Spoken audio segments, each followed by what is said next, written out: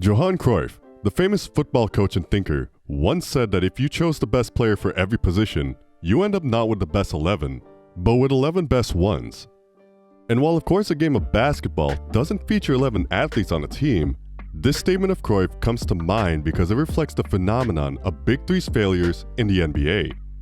The combination of any three prominent talents of the NBA, at first sight, seems a passing ticket to the heights of sporting success. However, reality has so often contrasted with this expectation. The list of iconic NBA ballers who teamed up to not-so-iconic effect is quite stunning. The names glitter with a track record of individual brilliance, but welded into a group, they fall remarkably short of sublime. Let us take a stroll back in time and walk through the most infamous Big Three failures in the history of the NBA. When LeBron, Bosh, and Wade converged at the Heat, at the time when they were pretty close to the prime of their powers, the basketball world was ready for a shaking of its foundations. The three stars themselves were far from modest, especially LeBron, who suggested that the team was poised to win as many as 7 championships, and that the path to those titles would be easy. The trio ended up reaching 4 NBA Finals in their 4 seasons together, clinching the title in 2012 and 2013 only. Not a horrible record perhaps, but so much for 7 championships.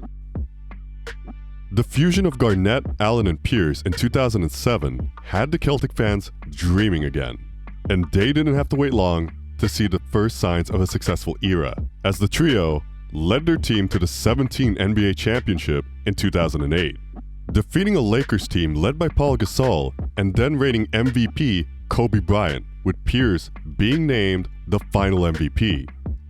This was their first title in 22 years, and the Celtics faithful looked forward to more ecstasy.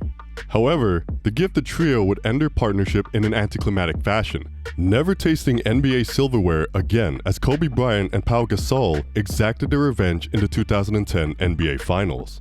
That was the closest they would ever come to capturing the 18th title for the club. Now you could very well argue that this was the supreme failure among the Big Threes. Not only did they underwhelm during their short stint, but they left the club in both sporting and financial ruins upon their departure. Their on-court performances were not totally awful. They did secure the 6th seed and overcome the Toronto Raptors to make the conference semis. But that was as far as they went, for they were forced to bite the dust in the semis, falling easily to a superior Big Three in Miami. The disbanding of the failed three happened swiftly, Pierce joining the Wizards, with Garnett and Williams returning to Minnesota just a year later. This was a promising assemblage of NBA stars. It reeked of glorious possibility. A starting 5 boasting a combined 32 All-Star appearances among them. Surely, they were fated for great things. Well, it proved to be another case of Cruyff's 11 best ones. A team of the best, not the best team. The plan looked infallible.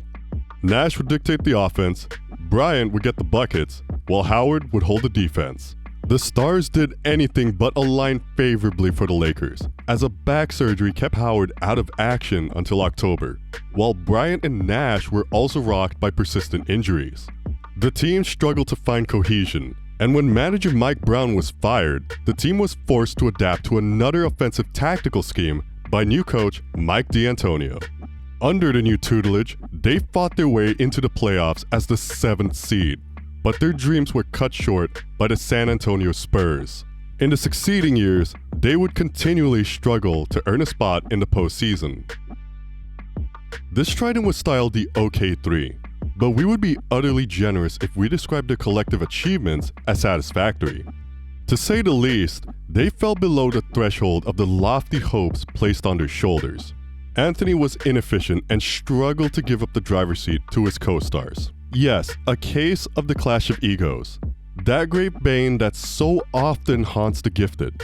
Their woes reached its lowest when they lost in the first round of the 2018 playoffs to the Utah Jazz. And with that, another Big Three story ended in tragedy. For many years, the Clippers have been the laughingstock of the NBA, mocked for their failure to spend the money required to build a team capable of challenging for titles. But when they did splash the cash, boy, how they splashed it. Chris Paul, one of the choicest point guards in the league.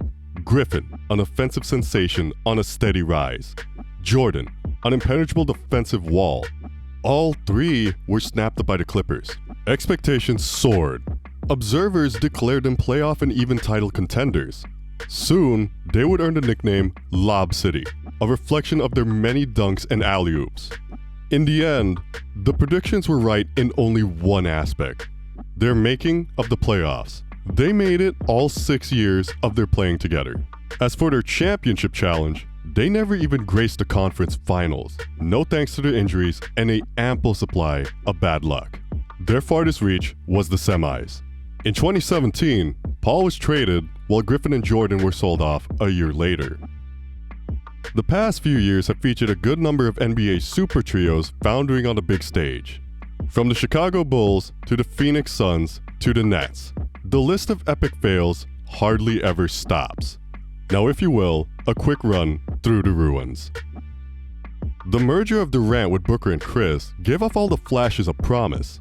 Lightly esteemed at the table of championship challengers, the Suns instantly became considered contenders with the coming of Durant. Despite missing up to 10 games in a 3-week span, Durant returned to help his team defeat the Los Angeles Clippers in the Western Conference first round. However, they slipped to their own defeat at the hands of the Denver Nuggets, with Chris Paul missing due to injury.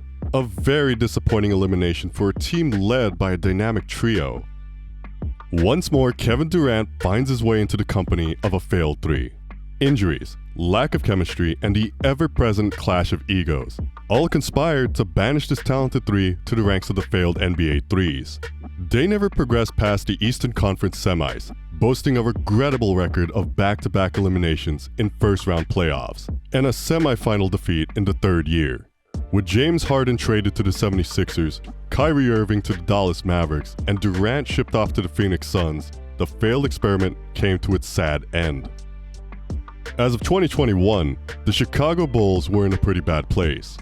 They quickly recruited the talented three of DeRozan, LaVine, and Vucevic. However, they have not quite hit the heights that their talent suggests. The latest disappointment comes as the Bulls fail to even make the playoffs. Rumors are now rife of a dismantling of the underperforming trio. We might be well seeing the last moments of another promising but unproductive Big Three. It is a well-researched fact that the accumulation of talent to certain extents can produce less and not more efficiency. Again, that statement of Cruyff comes to mind. It isn't that there's something inherently wrong with the exceptionally gifted. It is only that when they are brought into union, their individual genius might cause friction, harming the collective. The recurring failures of the Big Threes has got managers thinking towards a new direction. A team-focused model, where less rests upon a handful of stars and more rests upon group coordination, team spirit, understanding, cooperation, and unity in both offense and defense. It is not uncommon for a squad of decently skilled athletes to use the team touch to outdo a more talented opponent. Perhaps it might profit more to nurture a star team and not a team of stars, if that makes sense.